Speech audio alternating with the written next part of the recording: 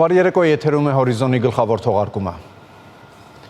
Վարչապետ Նիկոլ Փաշինյանն ընդունել է Վրաստանի ներքին գործերի նախարար Գելա Գելաձեին։ Վրաստանի ներքին գործերի նախարարը կարևորել է երկու երկրների միջև դարավոր բարեկամությունն ու կուռ համագործակցությունը ի նպաստ տարածաշրջանում խաղաղության եւ կայունության ապահովման։ Մանրամասներ են ներկայացվել Հայաստանի եւ Վրաստանի ներքին գործերի նախարարների քննարկումների վերաբերյալ։ Տեղեկացվել է, որ քննարկվել են երկկողմ համագործակցությանն ու ընդհանուր մարտահրավերներին վերաբերող հարցեր։ Անդրադարձ է կատարվել միգրացիայի ոլորտում փոխգործակցությանը, հանցավորության եւ ապօրինի թմրամիջոցների շրջանառության դեմ պայքարում համատեղ քայլերին ու նոր ստորագրվելիք փաստաթղթերի նախագծերին։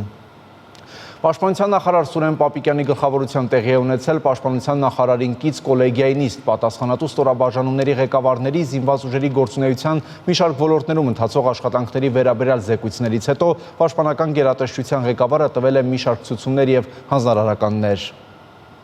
Ամառային զորակոչի մեկնարկի կապակցությամբ Պաշտպանության նախարար Սուրեն Պապիկյանն այցելել է կենտրոնական հավաքակայան։ Սուրեն Պապիկյանը շրջել է հավաքակայանում, տեղում ծանոթացել զորակոչային հանձնաժողովների աշխատանքին, զրուցել զորակոչիկների հետ, մաղթելով նրանց բարի եւ անվտանգ ծառայություն։ Պաշտպանական գերատեսչության ղեկավարին ներկայացվել են զորակոչին նախորդած լայնածավալ աշխատանքները, զինակոչիկների բժշկական հետազոտության կազմակերպման ընթացք, ինչպես նաեւ իրականացված մի շարք այլ միջոցառումներ։ Նախարար Պապիկյանը հանձնարարականներ է տվել զորակոչի աշխատանքների ներգրավված ծառայությունների ղեկավարներին գործընթացը պատշաճ անցկացնելու համար։ Պաշտոնական Երևանը խորապես հիասթափված է Իսլամական համագործակցության կազմակերպության նախարարական վերջին համաժողովի շրջանակներում ընդունված Ստամբուլի հռչակագրում եւ Ադրբեջանի նախաձեռնությամբ ներկայացված բանաձևերում տեղ գտած խեղաթյուրված եւ ծայրահեղ միակողմանի ձևակերպումների առնչությամբ։ 57 անդամ ունեցող կազմակերպության հայտարարության մեջ ձևակերպված են Հայաստանից ադրբեջանական մի շարք պահանջներ։ Ներկայացնենք Հայաստանի Հանրապետության արտաքին գործերի նախարարության հայտարարությունը։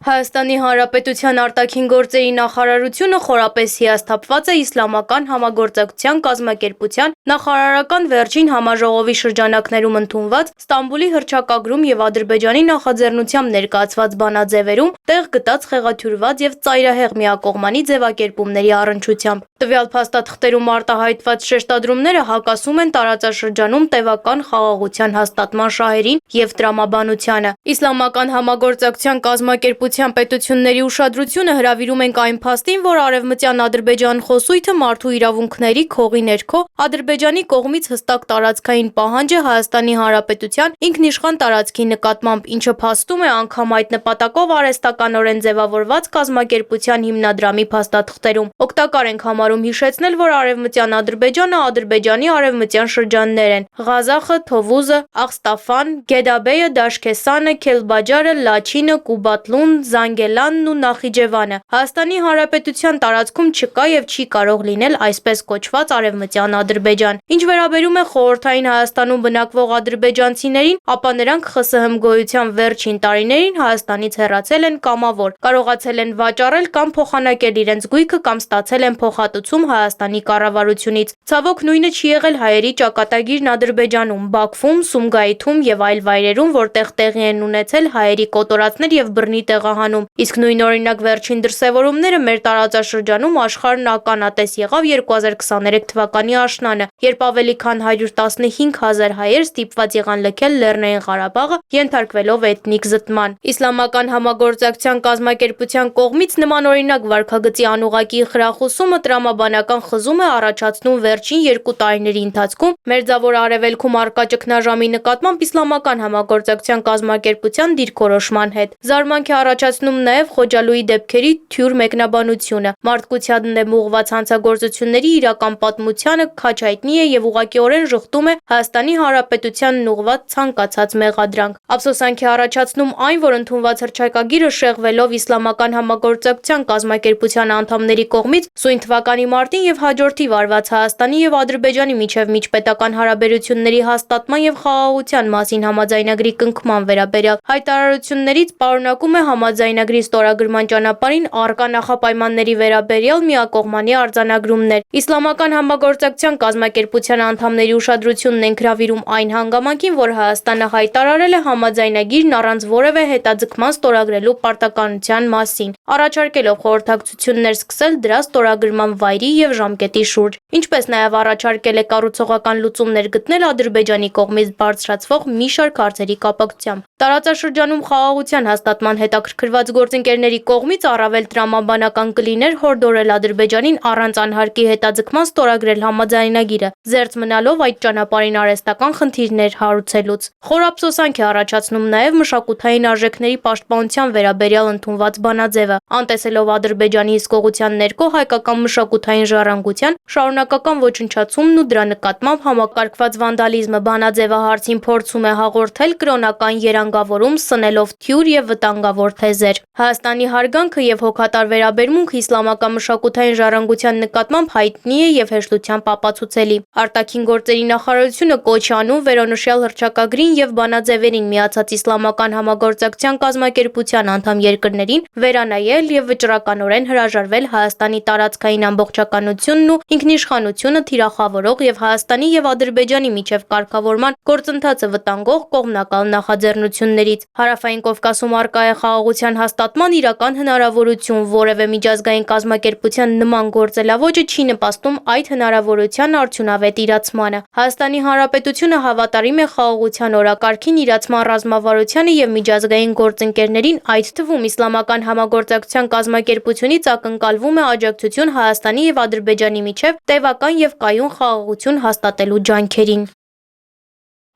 Վարչապետ Նիկոլ Փաշինյանն աշխատանքային նախաճաշ է ունեցել Հայաստանում Ամերիկայի առևտրի պալատի անդամների հետ, որոնք ներկայացնում են տնտեսության տարբեր ոլորտների ընկերություններ։ Վարչապետը կարևորել է նման հանդիպումները եւ նշել, որ լավ հնարավորություն է քննարկելու երկկողմ հետաքրքրություն ներկայացնող բոլոր հարցերը։ Նիկոլ Փաշինյանի խոսքով Միացյալ Նահանգների հետ տնտեսական հարաբերություններն ունեն ռազմավարական նշանակություն մեզ համար եւ պալատը կարող է կարևոր դերակատարություն ունենալ այս հարցում։ Հանդիպմանը քննարկվել է տնտեսական քաղաքականությանը վերաբերող հարցեր, որոնք վերաբերել են ներդրումների խթանմանը, բիզնես միջավայրի բարելավմանը, հարկային կարգավորումներին եւ իրականացվող բարեփոխումներին։ Կողմերը կարևորել են շարունակական երկխոսությունը եւ վերահաստատել պատրաստակամությունը շարունակելու սերտորեն համագործակցել Հայաստանի տնտեսական դիմադրողականությունը եւ միջազգային մրցունակությունը խթանելու ուղղությամբ։ Կրթվել է նորաձև է շարժման հերթական կանգառը, եղել է Մարալիկում, մանրամասները ռեպորտաժում։ Կրթվել է նորաձև է կրթական շարժման 22-րդ կանգառը Մարալիկն էր։ Շարժման մեկնարկից ի վեր բանախոսություններին արդեն մասնակցել է 8859 մարդ, իսկ ինչպես մասնակցել կրթվել է նորաձև է շարժմանը։ Այս ձևաթուղթը մեզ համար ձեր կողմից լրացնելը շատ կարևոր է, որովհետև սրանով դուք նախ հայտարարեք, որ միանում եք շարժմանը եւ հետո մենք ունենանք ձեր հետադարձ կապը մեր մնացած միջոցառումներին կամ մնացած հնարավորությունների մասին ձեզ հետ կիսելու։ Պատմությունը կրկնվելու հատկություն ունի, իսկ սխալներից խուսափելու ճանապարհը դրանց ճանաչումն ու վերլուծությունն է։ Իսկ որտեղ գտնել այս հարցերի պատասխանները։ Մնացել ենք 5-րդ դարում խորագրով բանախոսության ընթացքում բարձրացվում են հենց այս կարևոր հարցերը, օգնելով մեզ հասկանալ անցյալի դասերը եւ ճիշտ ուղղությամբ առաջ շարժվել։ Կրթվելը նորաձև է շարժումը հենց սրա մասին է։ Ամեն ինչ սովորելու մասին է։ Մեր անցյալը առանց ամաչելու ընդունելու մասին է։ Ինքներս մեզ ուղիղ նայել սովորելու մասին է։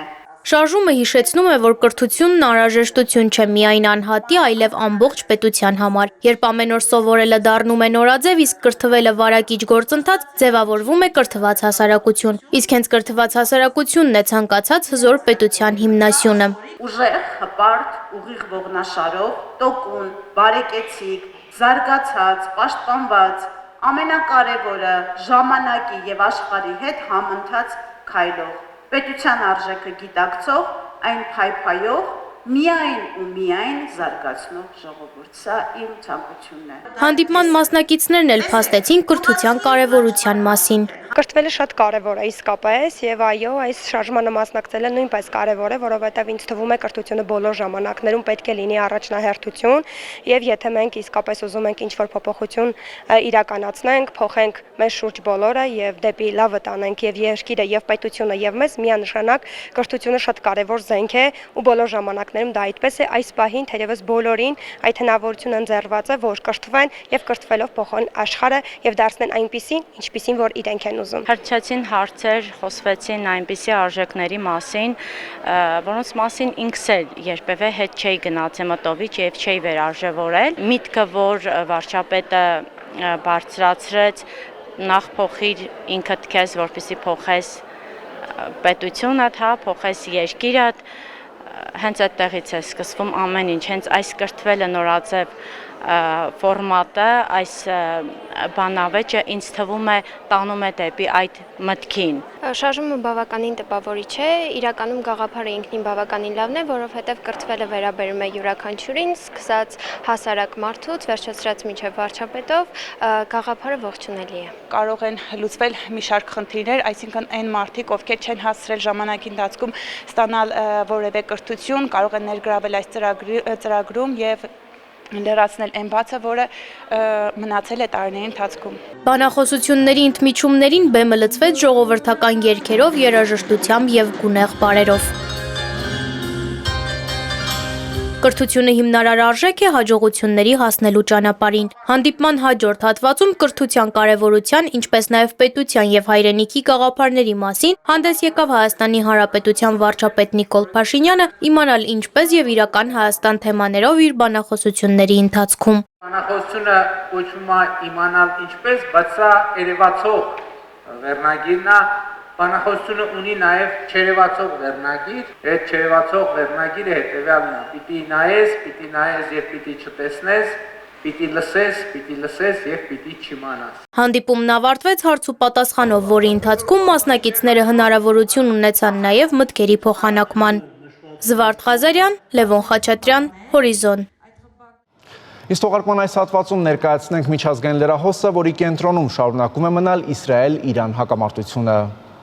Երեկ Ամերիկայի Միացյալ Նահանգները միացավ Իսրայելի կողմից Իրանի դեմ ռազմական գործողությանը։ ԱՄՆ նախագահ Դոնալդ Թրամփը հայտարարեց, որ երկրի ռազմաօդային ուժերը հարվածել են Իրանի 3 միջուկային օբյեկտների։ Ռմբակոծությանը մասնակցած ինքնաթիռներից մեկը ռումբեր է նետել Ֆորդոյի ուրանի հարստացման գործարանի վրա։ Ֆորդոյի հետ մեկտեղ հարվածի են ենթարկվել Նաթանզի եւ Սպահանի օբյեկտները։ Բոլոր ինքնաթիռները անվտանգ վերադարձել են տուն։ Շնորհավորում ենք մեր ամերիկացի զինվորներին։ Աշխարհում չկա որևէ այլ զինված ուժեր, որոնք կարող է դա անել, գրել է նա Truth Social-ում։ Թրամփը հավելել է, որ հիմա խաղաղության ժամանակն է։ Սա պատմական պահ է ԱՄՆ, Իսրայելի եւ աշխարհի համար, ասել է նա։ Իրանը հիմա պետք է համաձայնվի ավարտի այս պատերազմը, գրել է Թրամփը։ Իրանական պետական հեռուստատեսությունը հաստատել է ամերիկյան հարվածների լուրը, հայտնելով, որ տարածաշրջանում յուրաքանչյուր ամերիկյան օբյեկտ լեգիտիմ թիրախ է։ Իրանը պնդում է, որ Միացյալ Նահանգների կողմից ռմբակոծած բոլոր 3 միջուկային օբյեկտների աշխատակիցներին նախապես տարհանել է։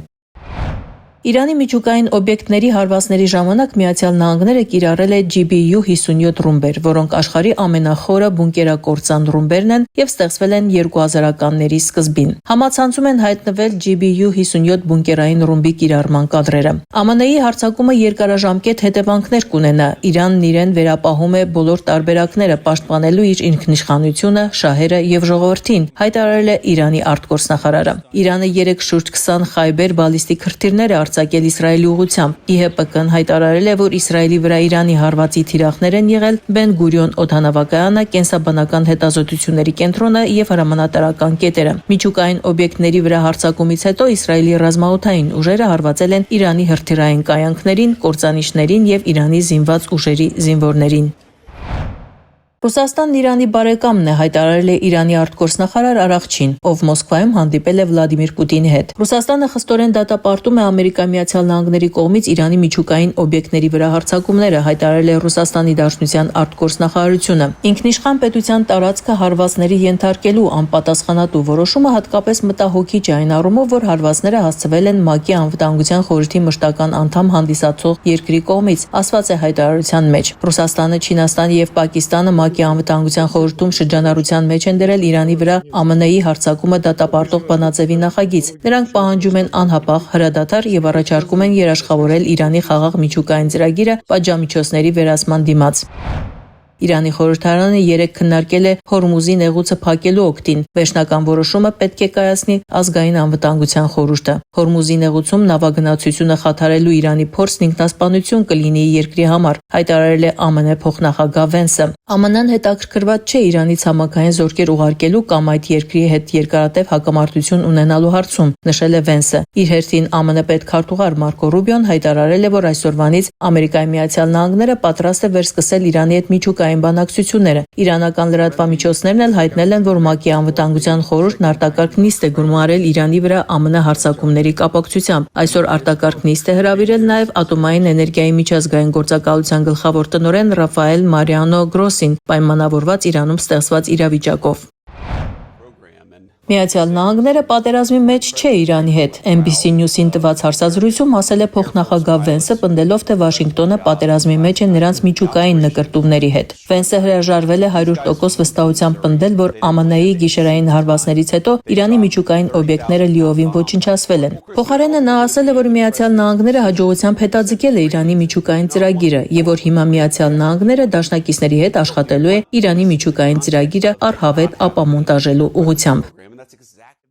Իսկ ԱՄՆ նախագահ Դոնալդ Թրամփն իր Truth Social սոցիալական ցանցում հայտարարել է, որ ԱՄՆ ռազմաօդային ուժերի հարվածից հետո Իրանի միջուկային օբյեկտերին մոնումենտալ վնաս է հասցվել։ Հիմք ընդունելով արբանյակային լուսանկարները Թրամփը պնդել է, որ ամերիկյան հարվածը կարելի է ճշգրիտ բնորոշել ավերում բառով։ Պատկերված սպիտակ կառույցը խորապես ներկառուցված է ժայռի մեջ, նույնիսկ դրա տանիքը գտնվում է գետնի մակարդակից բավականին ցածր եւ ամբողջությամբ պաշտպանված է կրակից։ Ամենամեծ վնասը տեղի ունեցել գետնի մակարդակից շատ ցածր, գրել է Թրամփը։ ԱՄՆ նախագահը չի բացառում Իրանում ռեժիմի փոփոխության հնարավորությունը։ Այս է վկայում Սպիտակ տան ղեկավարի կողմից հունիսի 23-ի գիշերը Truth Social սոցիալական ցանցում հրապարակված նրա գրառումը։ Ռեժիմի փոփոխություն տերմինը քաղաքականապես կոռեկտ չէ, սակայն եթե Իրանի ներկայիս ռեժիմը չի կարողանում Իրանը կրկին հզոր դարձնել, ապա ինչու ռեժիմի փոփոխություն տեղի չունենա։ Իսրայելի պաշտպանության ուժերը հարվածներ են հասցրել Իրանի տարբեր շրջաններում գտնվող 6 օդանավակայանների եւ ոչնչացրել 15 մարտական ինքնաթիռ եւ ուղղաթիռ, այսօր հայտնել է Իրանի պաշտպանության նախարարությունը։ Իսրայելի պաշտպանության բանակը հարձակվել է Իրանի արևմտյան, արևելյան եւ կենտրոնական շրջաններում իրանական ռեժիմի 6 օդանավակայանների վրա։ Հարվածների հետևանքով վնասվել են թռիչք-ուղիներ, ստորգետնյա բունկերներ, 1 ինքնաթիռ տանկեր եւ իրանական ռեժիմին պատկանող F-14, F-5 եւ An-1 ինքնաթիռներ, ասվում է հայտարարության մեջ։ Ալլա Ղալաչյան, Հորիզոն։ Ավարտվեց Հորիզոնի այս թողարկումը, կարճատև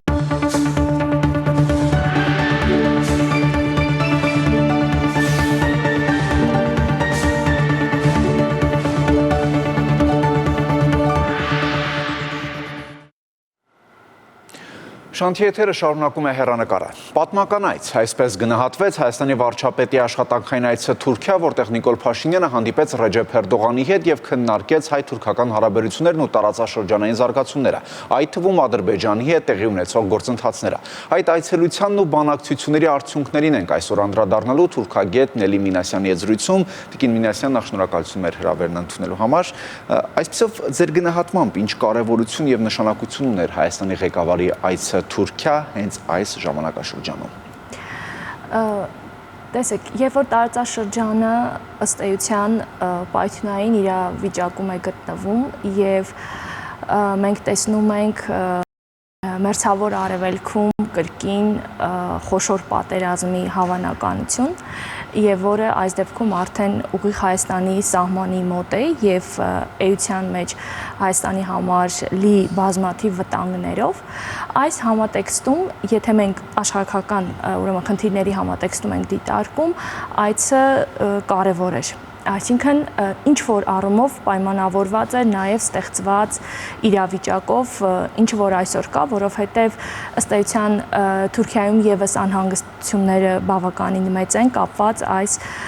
իրավիճակի հետ, որովհետև Մերձավոր Արևելքում ըստ էության մյուս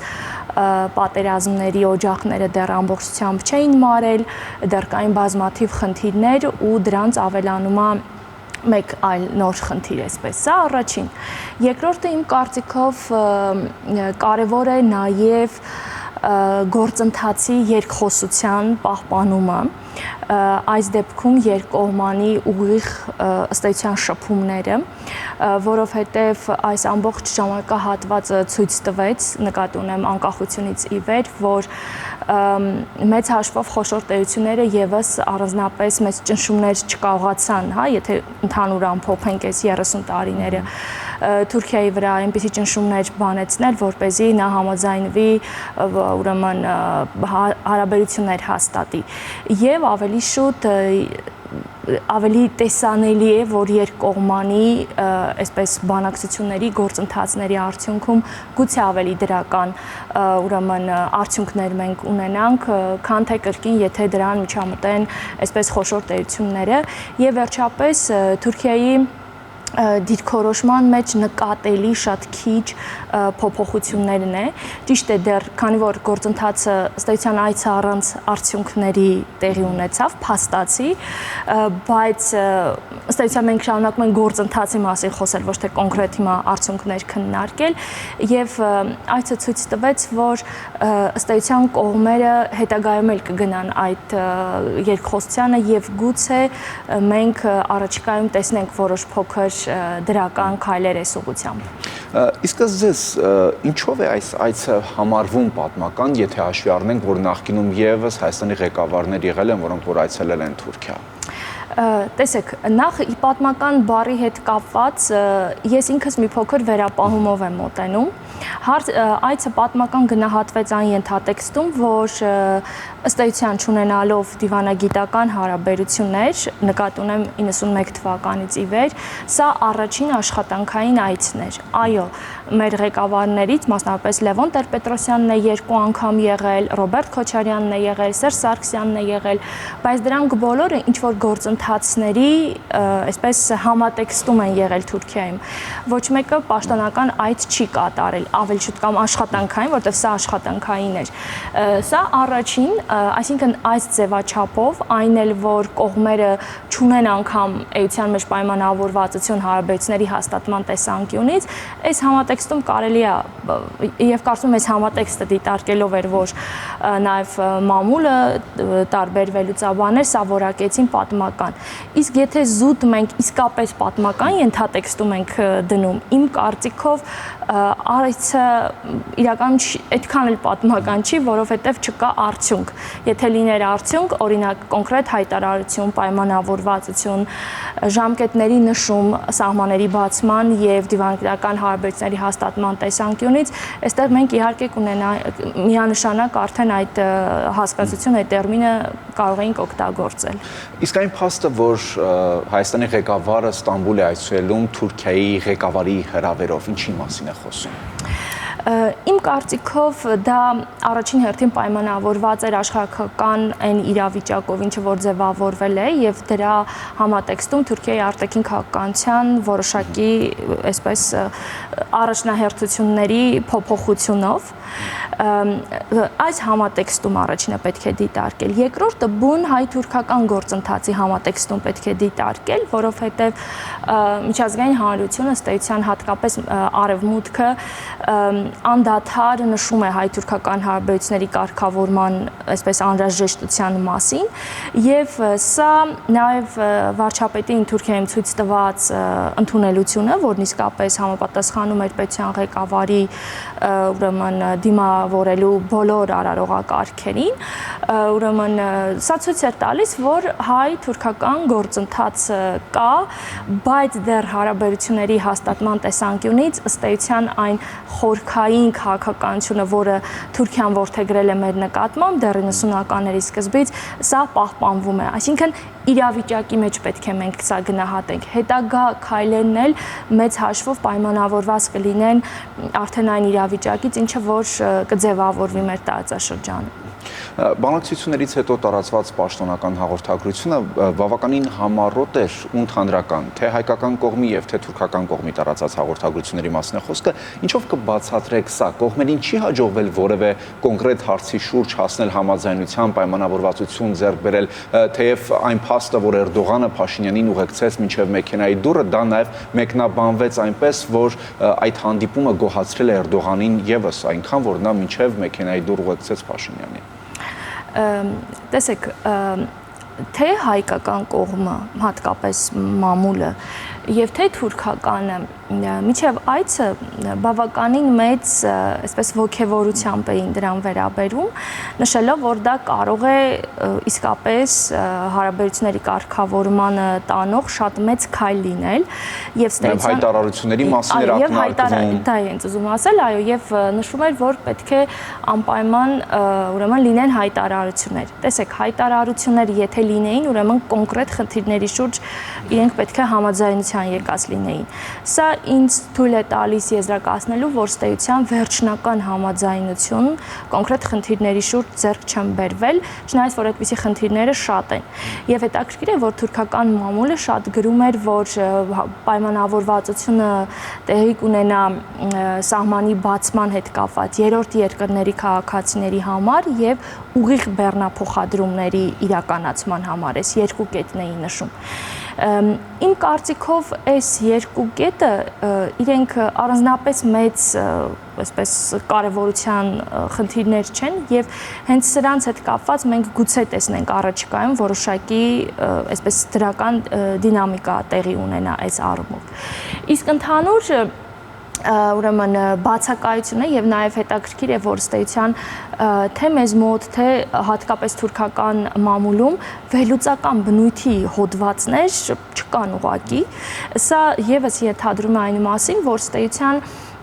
կան բազմաթիվ խնդիրներ որոնք որ քննարկվում են ավելի շուտ ակնհայտ է ինչ պետք է տեղի ունենա, բայց քանի որ չկա բուն գործընթաց, այստեղ առանձնապես վերլուծությունների տեղ ուղղակի չի մնում, որտեվ ցանկացած վերլուծություն որ կատարում ենք, նայում ենք որ սահմանը շարունակում է փակ մնալ եւ որևէ դրական քայլ այս ուղղությամբ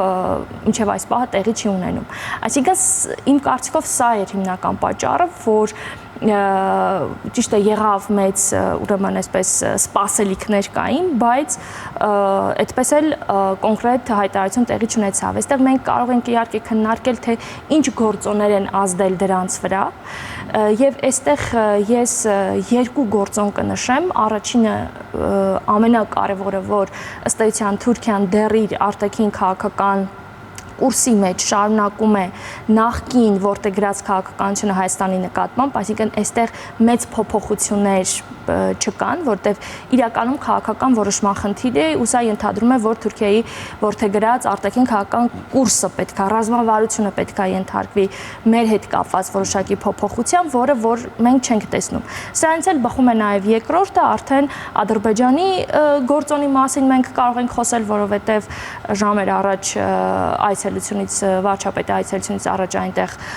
Ալիևն էր գտնվում եւ այստեղ նաեւ կարեւոր է որ այս ամբողջ աշխարհական իրադրության պայմաններում հարավային Կովկասը Թուրքիայի համար մղվեց երկրորդական պլան։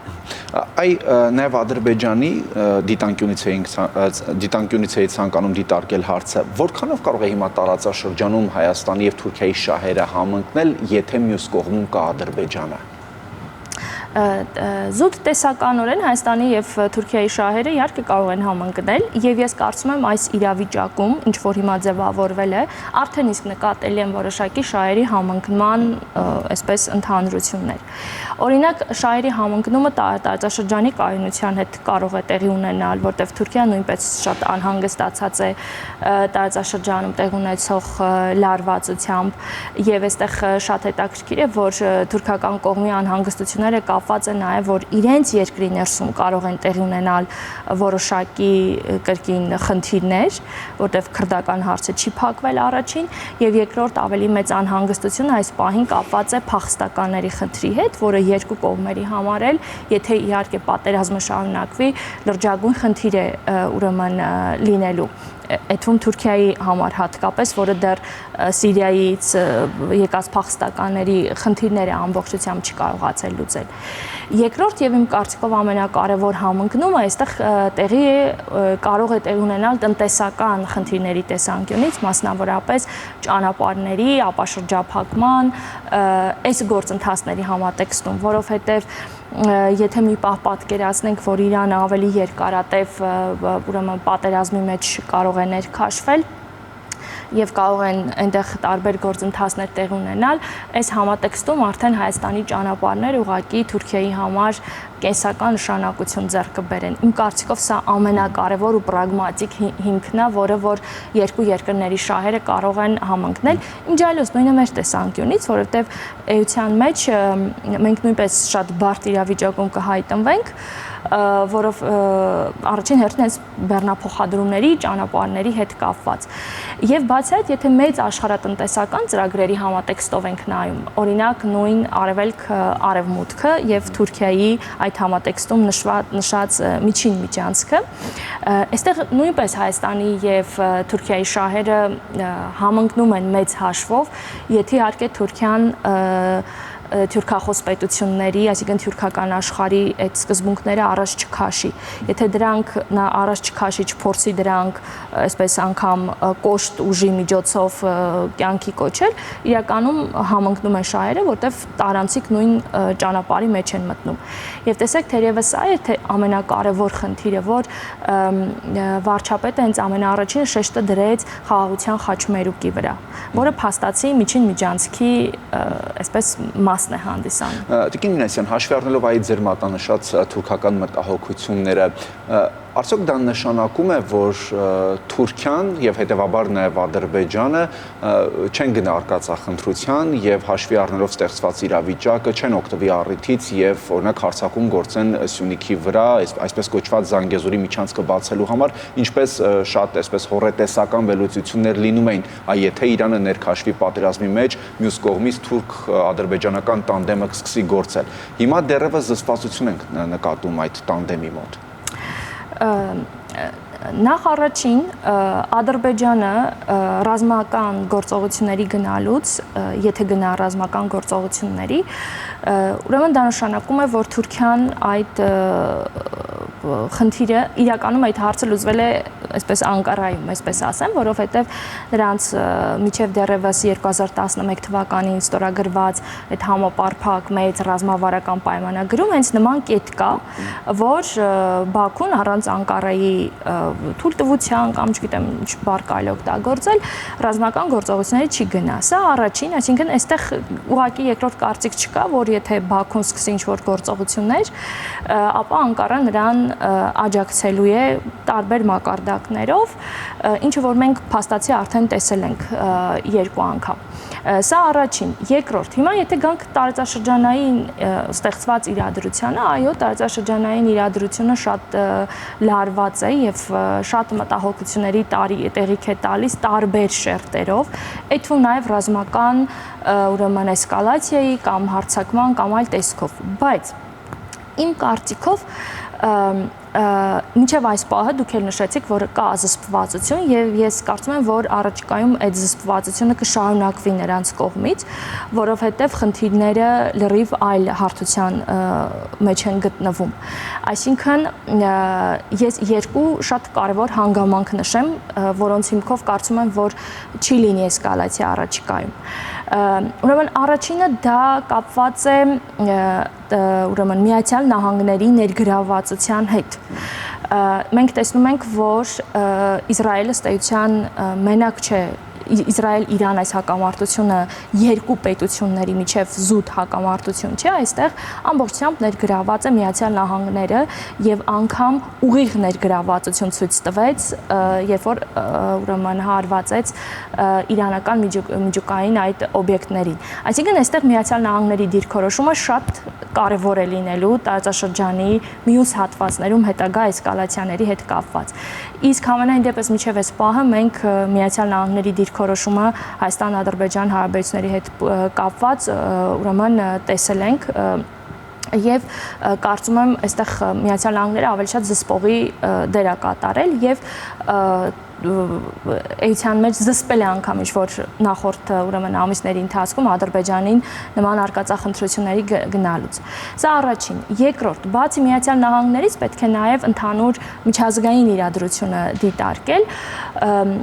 որովհետև Հայաստանի վրա հարձակվելու դեպքում այդ երկու կողմը պետք է ունենան էության մեջ որոշակի կոնսենսուս, ինչպես որ Լեռնային Ղարաբաղի դեպքում էր։ Ես չեմ կարծում, որ նրանք երբևէ նման կոնսենսուս կունենան, որտեղ այստեղ բացի Միացյալ Նահանգներից պետք է դիտարկել նաև Ռուսաստանի շահերը եւ գործողությունները եւ ընդհանրապես այս պայթյունային իրավիճակը եւ այդ մտահոգությունները միայն մեզ չէ, որ վերաբերվում են։ Ես արդեն նշեցի, որ Թուրքիայում նույնպես շատ լուրջ անհանգստություններ կան եւ թուրքական կողմը, երբ որ այս օրերի խոսում է կայունության մասին, ես կարծում եմ իրենք անկեղծ են խոսում այդ մասին, որտեղ տարբեր մակարդակներով ուրեմն եղավ հայտարարություններ, որ Իսրայելի համար հաջորդ թիրախ կարող է լինել Թուրքիան։ Եվ սա բավականին լուրջ դիտարկումներ են, որովհետև ըստ էության Իսրայելը փորձում է այնպիսի իրավիճակ ստեղծել, որպեսզի տարածաշրջանում ոչ մի խոշոր ուժ չմնա, մուսուլմանական պետություն, որը ինչ որ մի երկարատև ժամանակ շրջանում, ռազմավարական այսպես կտրվածքով Իսրայելին կարողանա սպառնալ։ Իսկ եթե Իրանի հետ կապված նրանք կարողանան միջուկային այդ ամբողջ ուրեմն խնդիրները լուծել ռազմական ճանապարհով այս դեպքում, այսինքն տարածաշրջանում որպես խոշոր գործոն կմնա միայն Թուրքիան։ Չեմ կարծում, որ այս դեպքում արևմուտքը օրինակ Թուրքիային թույլ կտա ավելի իր գործոն լինելը տարածաշրջանում ամրապնդի, այլ հակառակը կգնա ավելի զսպման ուրեմն տեսանկներից։ Այսինքն այս երկու խնդիրների հիման վրա ես կարծում եմ, որ էսկալացիա առաջիկայում տեղի չունենա։ Շնորհակալություն։ Շնորհակալ եմ։ Հեռանկարում թուրքագետ Նելի Մինասյաններ։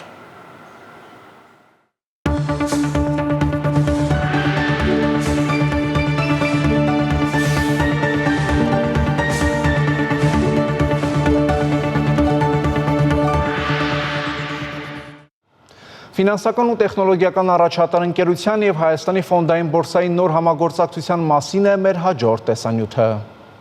Ամերիաբանկը դարձավ Հայաստանի առաջին բանկը, որն իր ներդրումային հաճախորդներին հնարավորություն կտա MyInvest հարթակի միջոցով ուղիղ հասանելիություն ունենալ Հայաստանի ֆոնդային բորսայի AMX Trader առևտրային համակարգին։ Նշանակալի իրադարձությունն ուղեկցվեց բորսայական ավանդական զանգի հնչեցմամբ։ Ոլորտները զարգանում են, մրցակցությունը զարգանում է, եթե առաջինը դու չանես, ինչ որ մեկ ուրիշն է անելու, դրա համար ճիշտ նախաձեռնություններ, ճիշտ պահին Ամերիաբանկի կողմից իրականացված, որը հնարավորություն է տալու Ամերիաբանկին մի քայլ առաջ գտնվել իր մրցակիցներից։ Ցանկացած կապիտալի շուկայի համար նմանատիպ զարգացումը ինքը կարելի է անվանել հեղափոխական, որովհետև ցանկացած կապիտալի շուկա ձգտում է, որ հասարակությունը ներգրաված լինի բորսաներում իրական ռեժիմով։ Եվ այսպես MyInvest-ի օգտատերերը կարող են իրենց բջջային հավելվածից ներկայացնել առքուվաճառքի հայտեր, որոնք ակնթարթորեն կարտացոլվեն AMX Trader համակարգին։ Այսօր մենք ականատես ենք լինում պատմական իրադարձության, թե մեր շուկայի համար, թե բորսայի համար, թե Ամերիաբանկի համար։ Այսօր հաճախորդները արդեն իրական ժամանակում կարող են տեսնել իրական գները բորսայի եւ իրական ժամանակում կարող են կատարել գործարքներ ավտոմատ կերպով։ MyInvest-ն Ամերիաբանկի ներդրումային հարթակն է, որը հասանելիություն է ապահովում միաժամանակ 30-ից ավելի միջազգային ֆինանսական շուկաների եւ 20,000-ից ավելի բաժնետոմսերի ու պարտատոմսերի։ Այն բանկի հաճախորդներին հնարավորություն է տալիս իրականացնել բազմաթիվ գործարքներ, այդ թվում պարտատոմսերի շուկայում, ցուցաբերել մեծ ակտիվություն եւ դրանովից նպաստել բորսայի ակտիվության բարձրացմանը։ Մենք նաեւ որոշում ենք կայացրել նվազեցնել հայկական շուկայի համար մեր նվազագույն սակագները 2500 դրամից 1000 դրամ, որpիսի այսօր մեր հաճախորդները կարողանան ավելի ակտիվ, ավելի շատ ներդրումներ կատարել։ Այս նոր հնարավորությունն էապես արագացնում է գործարքների իրականացումը, նվազեցնելով մարդկային գործոնով պայմանավորված սխալների ռիսկը։ Մեր հարթակի հնարավորությունները շատ լայն են եւ մենք կարող ենք հնարավորություններ տալ ներդրումներ անել ինչպես հայկական շուկայում, այդպես էլ նաեւ միջազգային շուկայում եւ արդեն կարող ենք ասել, որ միջազգային շուկաների արագությանը հավասար առևտուրը կիրականացվի նաև Հայաստանի ֆոնդային բորսայով։ Նոր համագործակցությունը նպաստում է նաև ներդրումային ծառայությունների որակի բարձրացմանը, որը կարևոր քայլ է դեպի լիարժեք թվայնացված միջավայր։ Նմանատիպ ինտեգրումները խթանում են կապիտալի շուկայի զարգացումը։ Շանթեր ուսանքերություն, Հորիզոն։ Բարձր տեխնոլոգիական ոլորտում համաշխարհային ներդրման համար Հայաստանի Հանրապետության պետական մրցանակի մրցանակաբաշխության կոմիտեն հայտարարել է 16-րդ դափնեկրի անունը։ Ուզում եմ ձեր համբերությունը չչարաշահել հիմա եւ պաշտոնապես հայտարարել բարձր տեխնոլոգիաների ոլորտում համաշխարհային ներդրումների համար Հայաստանի Հանրապետության պետական մրցանակին արժանացած մեր 16-րդ լաուրեատի անունը։ Վինսենտ Ռոշե, Analog Device հանրահայտ համաշխարհային մեծ ճանաչում ունեցող ընկերության նախագահ։ Իսկ ով է այս տարվա դափնեկիրը? Վինսենտ Ռոշն անալոգային դիվայսիս ընկերության ղեկավարն է, ով ընդլայնել է բարձր արդյունավետության անալոգային լուծումների ոլորտում ընկերության առաջատար դիրքը, կիրառական նորարարության, հաճախորդակենտրոնության եւ գործառնական գերազանցության նկատմամբ իր նվիրվածության միջոցով։ Արդեն 15 տարի Viva ընկերությունը մնում է այս կարևոր իրադարձության անմիջական աջակիցն ու հավատարիմ գործընկերը։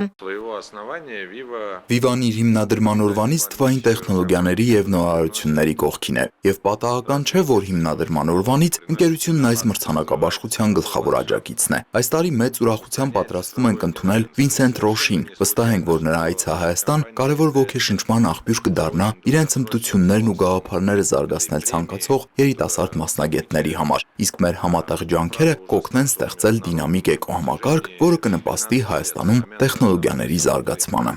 15 տարի առաջ Սինոպսիսի կողմից համաշխարհային մրցանակի նախաձեռնումը նպատակաուղղված էր նպաստելու Հայաստանի տեսանելիության եւ ճանաչելիության բարձրացմանը։ Այս միջոցառումը հնարավորություն է տալիս